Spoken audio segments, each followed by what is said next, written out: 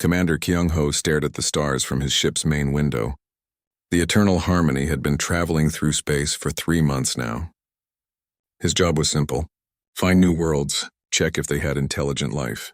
If they did, mark them for the Council to visit later. The Vorthan Empire had been doing this for 1,000 years. They were the rulers of the galaxy. Every smart species they found joined them. The ones that did not join were made to join. It was always the same story. "Commander," said Lieutenant He-jin from her seat at the control panel, "I am getting strange readings from the next system." Kyung-ho walked over to look at her screen. The readings did not make sense. There were energy signals coming from the third planet, big energy signals, the kind that came from advanced technology. "That cannot be right," he said. "Check your equipment." He-jin pressed some buttons. She looked at the screen again. "The readings are the same, sir. There is definitely something there." Dr. Boram looked up from her workstation. She was the ship's expert on alien life. "What kind of energy are we talking about?" "The readings show massive power sources," He-jin said. "Space stations, ships moving faster than light, weapon systems that—" She stopped talking and stared at her screen. "What is it?" Kyung-ho asked. "Sir, these weapon readings are bigger than our own." The bridge went quiet. Every Vorthan on the ship knew their technology was the best in the galaxy. No primitive species had ever matched them. "That has to be wrong," said Engineer Minho. "We are the most advanced race in space. These readings must be broken." But Kyung-ho was not so sure. He had been exploring space for 20 years. He had seen many strange things. "Take us closer," he ordered. "But keep us hidden." The ship moved toward the small blue planet. As they got closer, the readings got stronger. He-jin's face went pale. "Commander, I am picking up hundreds of space stations around this world. There are ships everywhere. And the communications—" She put her hand to her ear device. "They are talking to each other across the entire system." Boram was working at her station, trying to understand the alien signals. "I am getting some of their language," she said. "It is very complex. They call themselves humans." "Humans," Kyung-ho repeated the word. It sounded strange. "What else can you learn about them?" Boram worked for several minutes. Her face became worried. "Sir, they talk about something called war a lot. And they have many different groups fighting each other." "Fighting each other?" Minho laughed.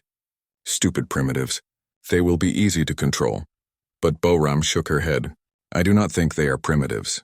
Listen to this." She played a sound recording through the ship's speakers. The human voices were talking about something called nuclear weapons, about ships that could destroy entire cities, about battles in space between different human groups. "They fight wars in space?" Kyung-ho asked. "Yes, sir. And they have been doing it for a long time. They also talk about something called the death of stars and breaking reality itself as weapons." The bridge was quiet again. No species the Vorthan had ever met talked about war like this. Most species only fought with simple weapons. They had never heard of anyone fighting wars in space. He-jin suddenly made a scared noise. "Commander, look at this!" On her screen was an image of human ships. They were huge, bigger than Vorthan battleships, and there were thousands of them. "How many humans are there?" Kyung-ho asked. Boram checked her readings. "Over 7 billion on the planet. And they have people living on other worlds in their system too." 7 billion. The Vorthan Empire only had 2 billion citizens across 50 worlds. How could one planet hold so many people? "Sir," He-jin said quietly, "I am detecting something else. The humans have some kind of barrier around their planet. Energy shields that I have never seen before." "Shields?" Minho stood up. "Show me." The screen showed the blue planet covered in a network of energy fields. They moved and changed like living things. "This technology is not in our databases," He-jin said. "I have no idea how it works." Dr. Boram was listening to more human communications. Her 3 hearts were beating fast. "Commander, you need to hear this." She played another recording. The human voices were calm, but what they said made everyone scared. They were talking about a war that killed millions of their own people. They said it like it was normal, like it happened all the time. "They killed millions of each other?" Kyung-ho asked. "Yes, sir. And they call it just one war." "They have had hundreds of wars. Some of them killed more people than live in our entire empire." The crew looked at each other. What kind of species fought wars that big? What kind of people could kill so many and keep going? "There is more," Boram said. They talk about their planet like it is trying to kill them.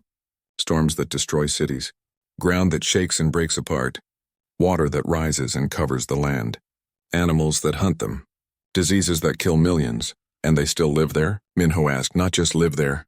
They love it. They call it home. They sing songs about how beautiful it is. Kyung-ho stared at the blue planet on the screen. These humans lived on a world that tried to kill them every day. They fought wars that killed millions of their own kind. They had technology that the Vorthon did not understand. And there were 7 billion of them. Sir, Hae-jin said, what do we do? Kyung-ho thought for a long time.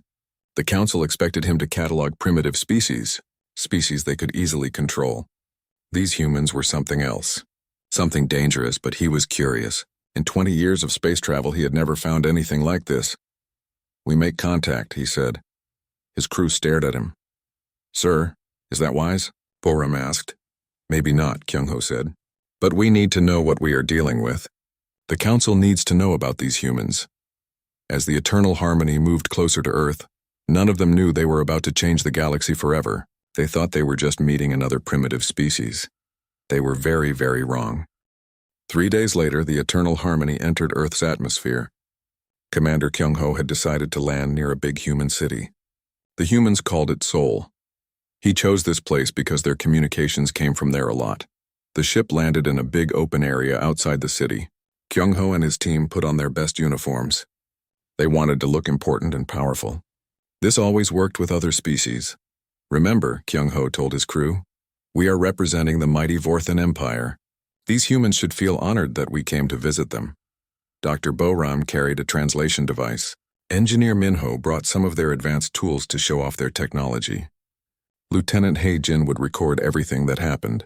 As they walked down the ship's ramp, they saw human vehicles approaching. The vehicles were strange. They moved on wheels instead of floating like proper advanced technology should. Look at their primitive transport, Minho whispered. They have not even learned to make things float. But Kyung-ho noticed something odd. The human vehicles moved very fast. And they were built like they expected to be attacked. Heavy metal plates covered them. He could see weapons built into their sides. The vehicles stopped 50 meters away. Humans got out. They walked toward the aliens, but they did not look scared or amazed. They looked ready. Like soldiers preparing for battle. The human leader was a woman. She was tall for her species with short dark hair. She wore a uniform covered in symbols that meant nothing to the Vorthon. I am Admiral Soo-jin, she said in clear, strong words. Welcome to Earth.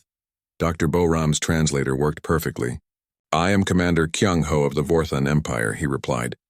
We represent the Galactic Council. You should be honored by our visit. Admiral Soo-jin looked at him for a moment. Then she smiled. It was not a happy smile. Should we? She asked. Behind her, more humans were arriving. One was an older man in different clothes.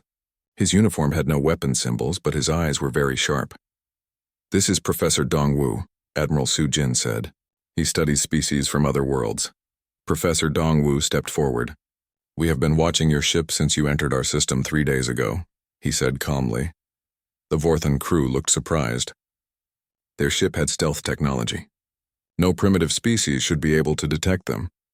That is impossible, Minho said. Our stealth systems are perfect. Are they? Asked a younger human woman. She wore a security uniform and had many weapons. I am Officer Ja Young.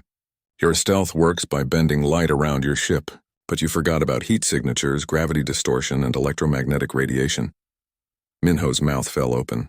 This human knew how their technology worked. Commander Kyung-ho decided to take control of the meeting.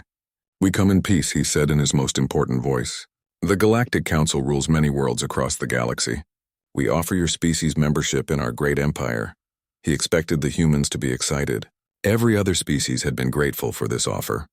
Admiral Soo-jin and Professor Dongwu looked at each other. Then they looked back at the Vorthan. No, thank you, Admiral Soo-jin said. The aliens stared at her. No one had ever said no to the council before. I do not think you understand, Kyung-ho said slowly. This is a great honor. We will teach you advanced technology. We will protect you from dangers in space. All you have to do is follow council rules. What rules? Professor Dongwu asked. Boram stepped forward. Simple rules. Give us control of your military. Let us choose your leaders. Send us your resources when we need them. Stop fighting each other. Follow our laws. The humans were quiet for a moment. Then Professor Dongwu started laughing. You want us to give up our independence, he said. You want us to become slaves. Not slaves, Kyung-ho said quickly. Junior members of a great civilization. What happens if we say no? Admiral Sujin asked. The question surprised Kyung-ho. No one had ever asked that before. Well, he said, the council would send ships to help you understand the benefits of membership. You would attack us, Officer Ja-young said. It was not a question. Only if necessary, Kyung-ho replied. But that has never been needed. Every species sees the wisdom of joining us. Admiral Sujin nodded slowly. I see, and how many species are in this council? 47 intelligent species across 200 worlds, Boram said proudly. In 1,000 years you found 47 species? Professor Dongwu asked. That seems like a small number for such a big galaxy. Quality over quantity, Minho said. We only accept species that meet our standards. Species that give up without fighting, you mean? Officer Ja-young said.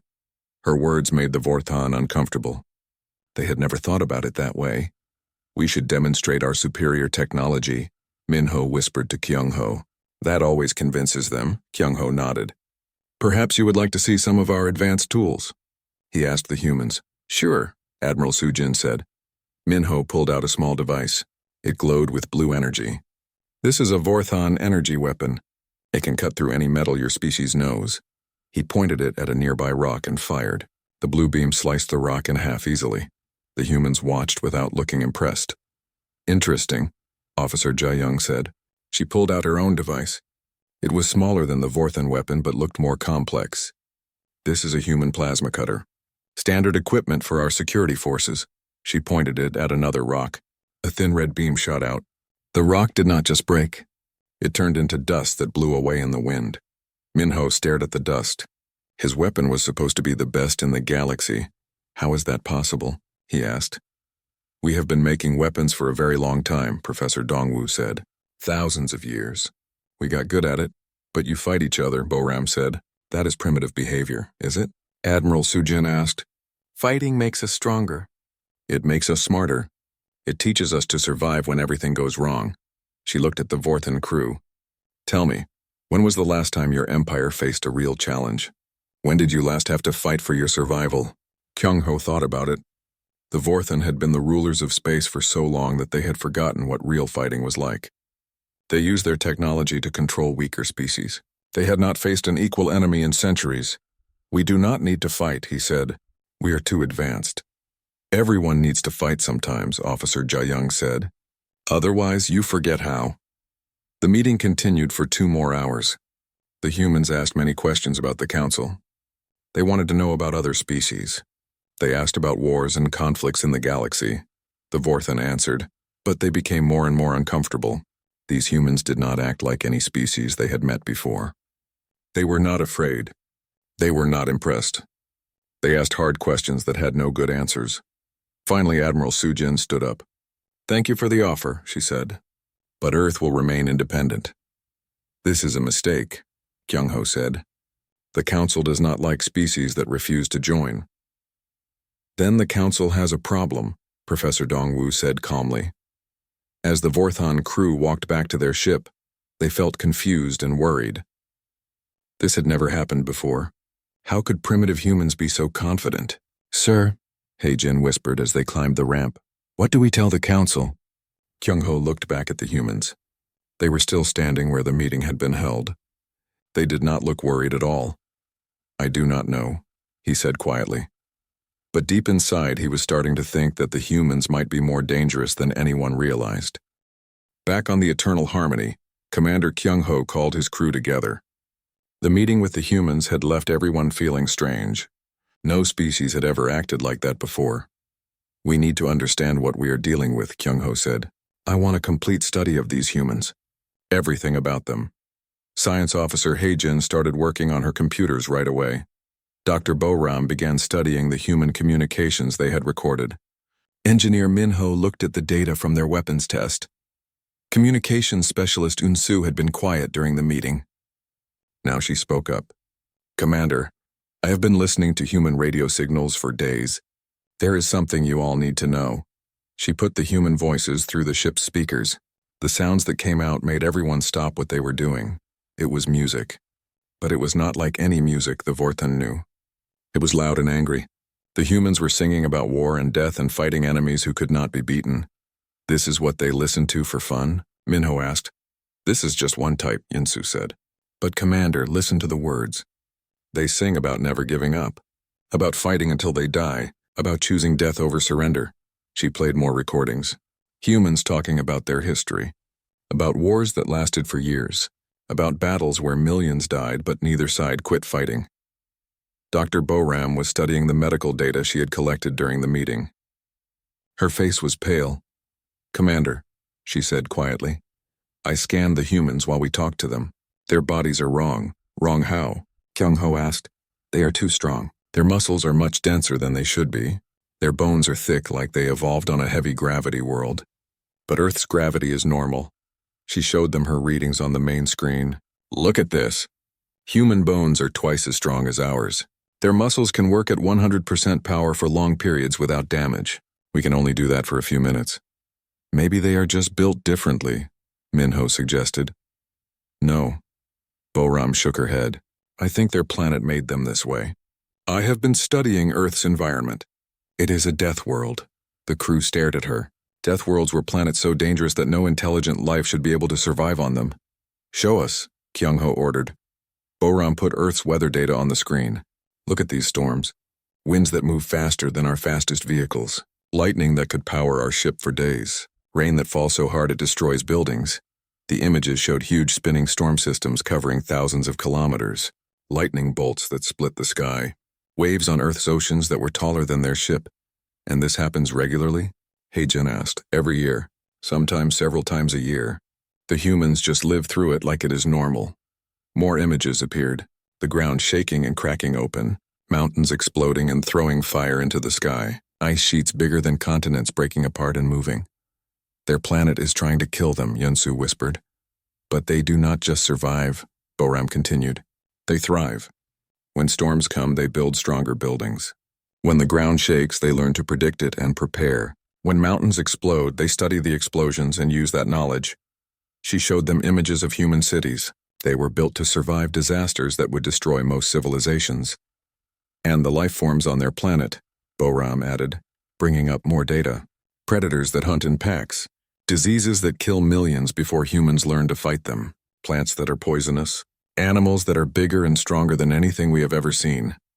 The screen showed creatures that made the Vorten crew step backward. Giant predators with huge teeth. Tiny creatures that carried deadly poisons. Ocean animals the size of spaceships. How do they survive all of this? Minho asked. They fight, Boram said simply. They have been fighting for survival every day of their existence. It made them incredibly tough. Science officer Heijin had been analyzing human technology during this time. Now she had something to report. Commander, I have studied their weapons and tools.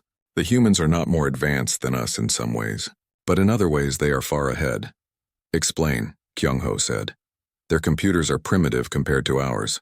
Their space travel is slower. But their weapon, she paused. Sir, they have turned everything into a weapon.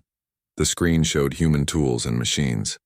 Things that looked harmless but were designed to be used for fighting. This tool is for farming, Heijin explained, pointing at one device. But look how easy it would be to use it as a weapon. This machine is for building. But it can also destroy. Everything they make has two purposes. Normal use and combat use. That is paranoid thinking, Minho said. No, Heijin replied. That is smart thinking. They expect to have to fight. So they prepare for it all the time. She showed them more data. Look at their military organization. Every human nation has an army. They spend huge amounts of money on weapons and training. But more importantly, look at their civilian population. The screen showed images of regular human citizens, people who were not soldiers. Almost every adult human knows how to fight. They teach their children combat skills as entertainment.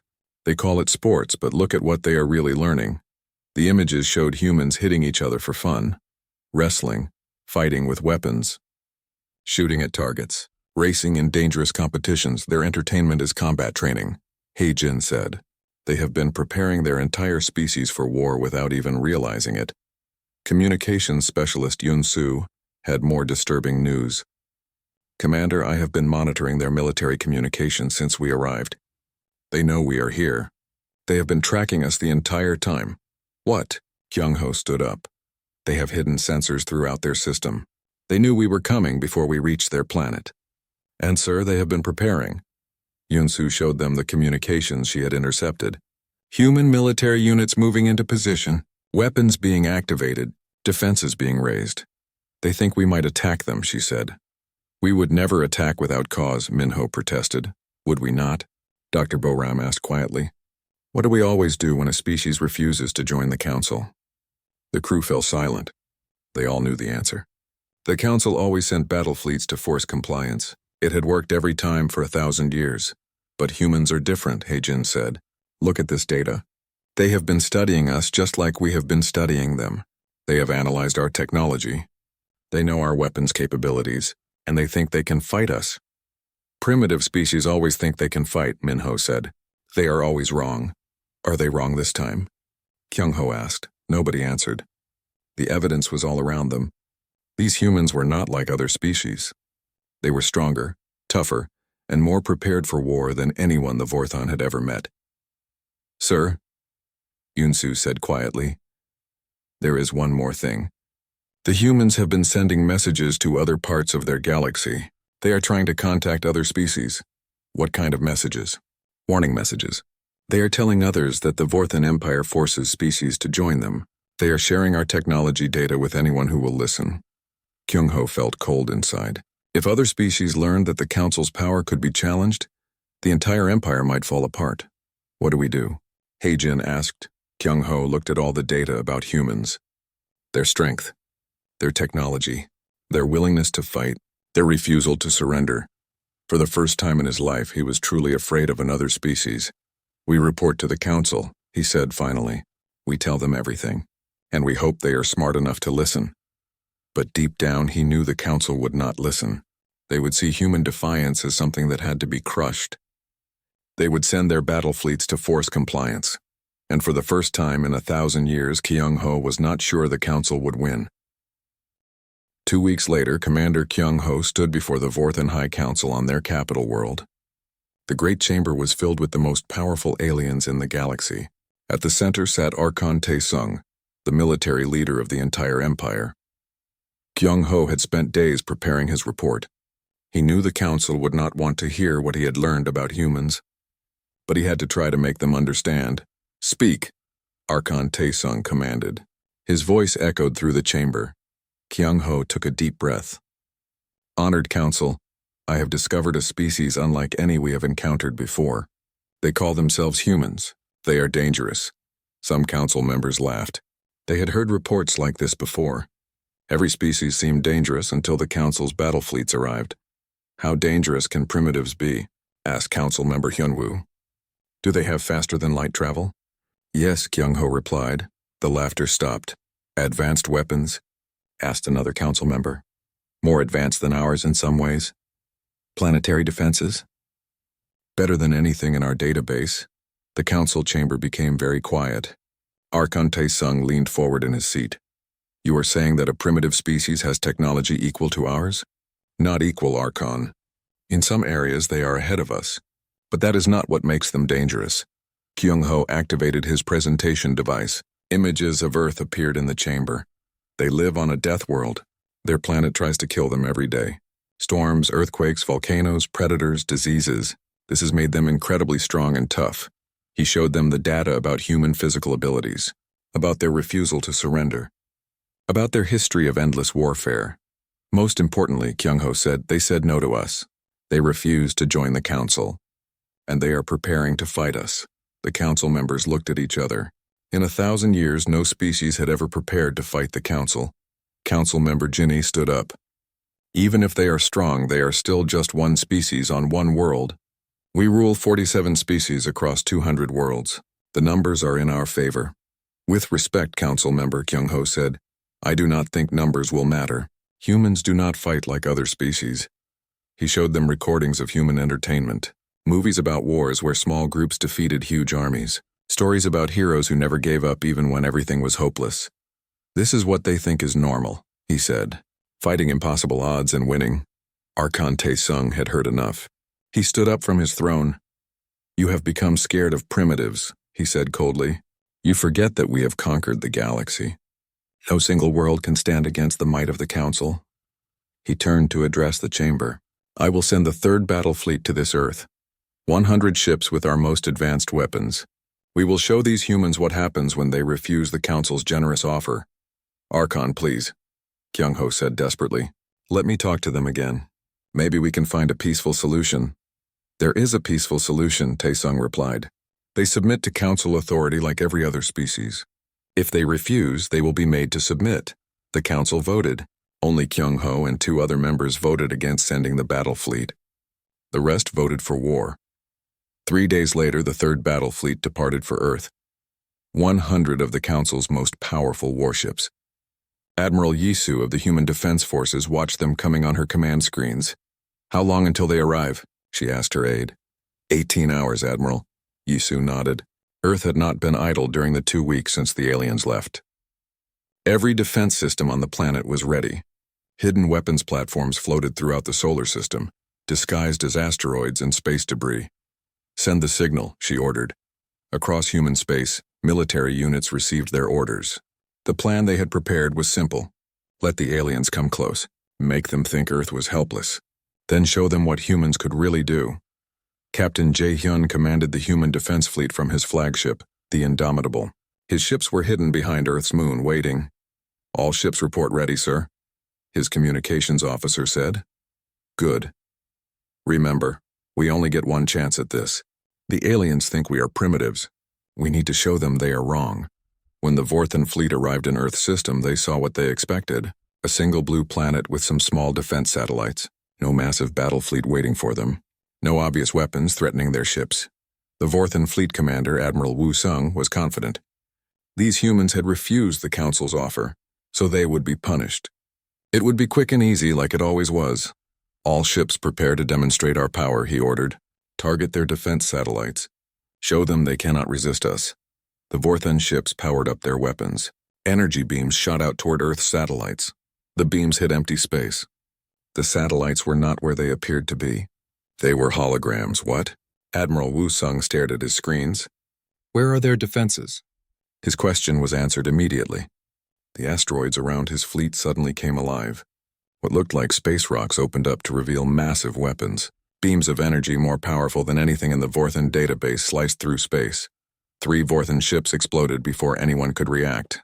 Impossible, Woo-sung shouted. Their weapons cannot be that strong. But they were. Human engineers had studied the Vorthan technology from their first meeting. They had found ways to make it better, stronger, more deadly, more hidden weapons revealed themselves. The space around Earth was full of defense platforms that the Vorthan had never seen. They had been camouflaged so perfectly that the alien sensors could not detect them. All ships return fire, Woo-sung ordered. The Vorthan fleet tried to fight back. Their weapons were powerful, but the humans had prepared for this. Every defense platform had shields designed specifically to stop Vorthan weapons. Then Captain Jae-hyun's fleet appeared from behind the moon. 50 human warships built for one purpose, fighting the Council. This is Captain Jae-hyun of the Human Defense Force. His voice came over the alien communication system. You came here to attack our world. You made a mistake. The human ships did not fight like anything the Vorthan had seen before. They moved in patterns that seemed random but were perfectly coordinated. They used the space around Earth like a weapon, leading Vorthan ships into traps and ambushes. Admiral Woo-sung realized his fleet was losing. Half his ships were already destroyed or disabled. The humans were not just fighting back, they were winning. Retreat, he ordered. All ships retreat. But the humans had planned for this too. As the Vorthan ships tried to escape, more human vessels appeared at the edge of the system. They had been waiting to cut off any retreat. No survivors, Admiral Yisu said quietly from Earth's command center. The galaxy needs to know what happens when you attack humanity. The battle lasted 6 hours. When it was over, the entire 3rd battle fleet was destroyed.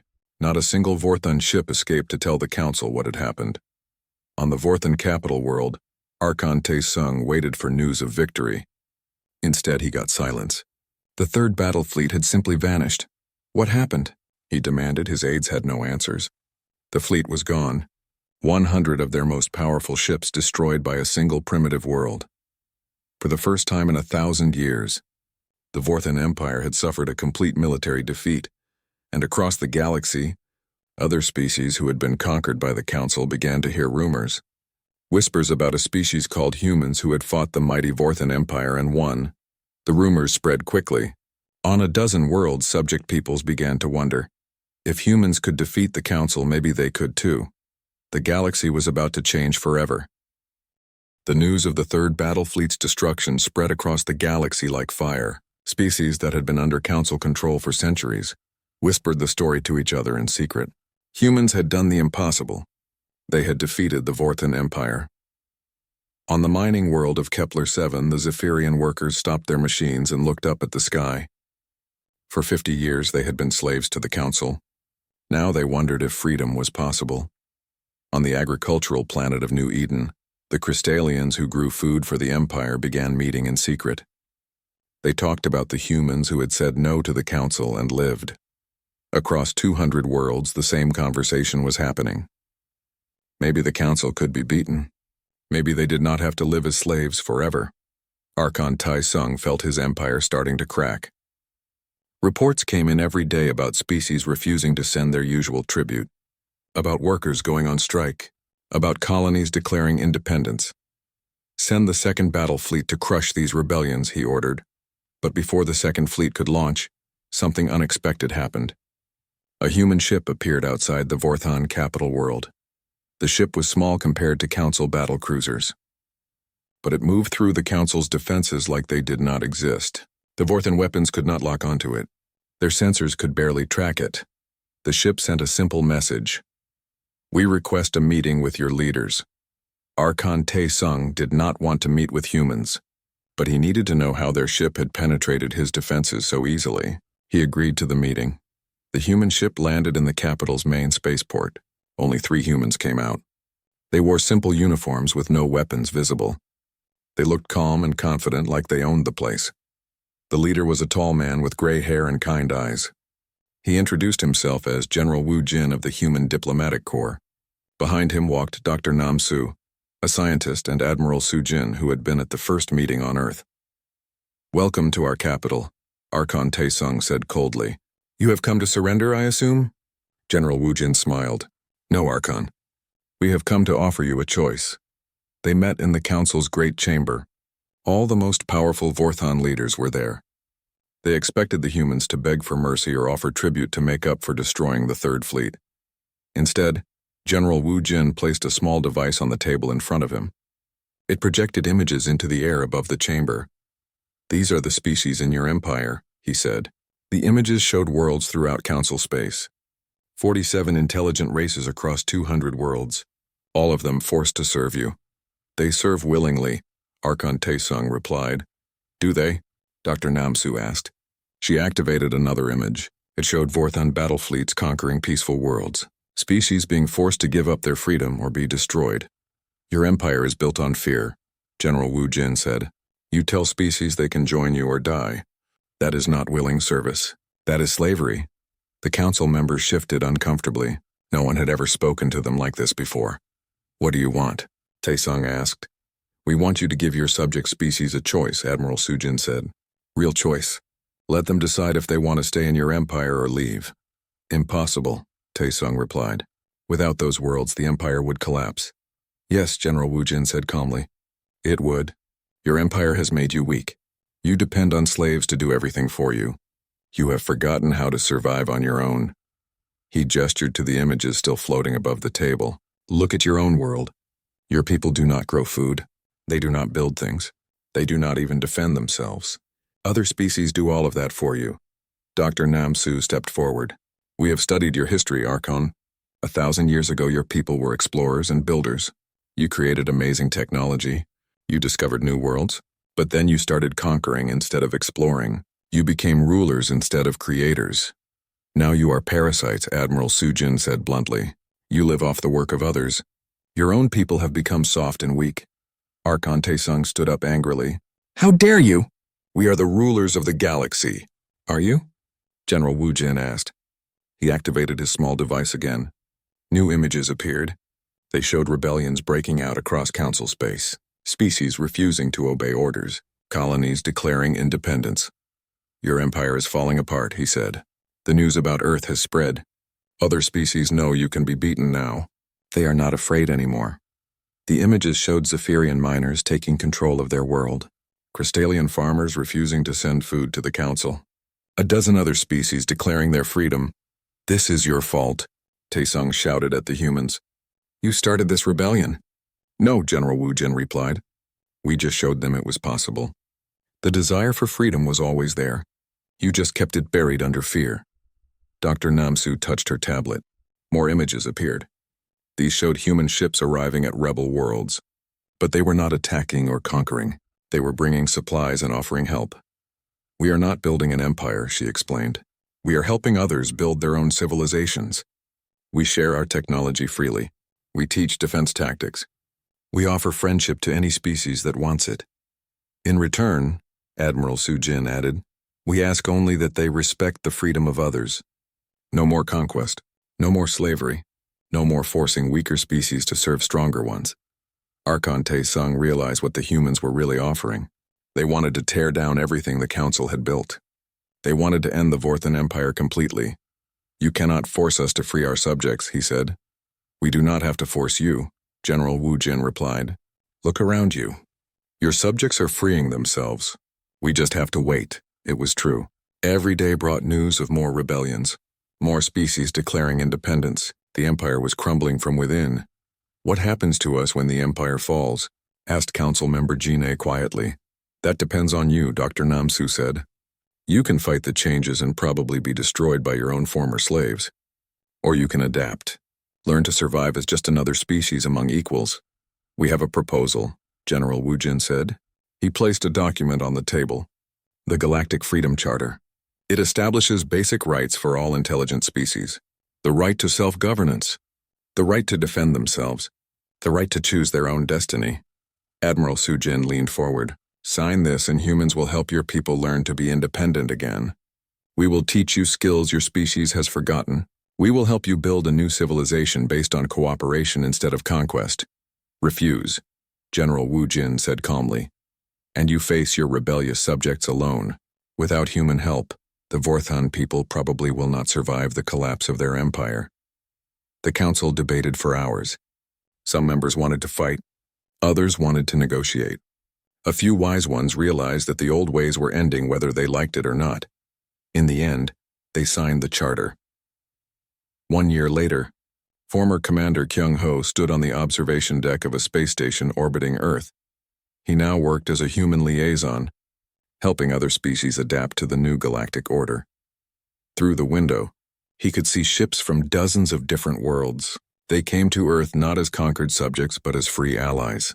They came to trade, to learn, to share knowledge and culture. The Vorthan Empire was gone. In its place was something new. A loose alliance of independent species working together by choice instead of force. Humans provided military protection for worlds that needed it, but they never tried to rule them. Some species, like the Vorthan, had struggled to adapt. They had to learn skills they had forgotten, but they were learning. Slowly, they were becoming explorers and builders again instead of just rulers. Other species thrived. The Zephyrians had become master engineers now that they could build for themselves instead of just for the council. The Crystallians had developed amazing new forms of art and music. Kyung Ho thought about that day a year ago, when he had first detected human energy signatures. He had expected to find another primitive species to catalog for conquest. Instead, he had found the species that would free the galaxy. Strange, he said to himself, how discovering humans changed everything. Behind him, a human technician was working on the station's computers. She looked up at his words. What changed everything, she said with a smile, was not finding us. It was you having the courage to tell your leaders the truth about what you found. Kyung Ho nodded. The galaxy was a bigger, freer, more dangerous place now. But it was also more alive, more full of possibilities. And for the first time in 1,000 years, no one species ruled over all the others. The age of empires was over. The age of freedom had begun, And it had all started with a simple reconnaissance mission to a small blue world, where the most dangerous species in the galaxy had been waiting to be discovered.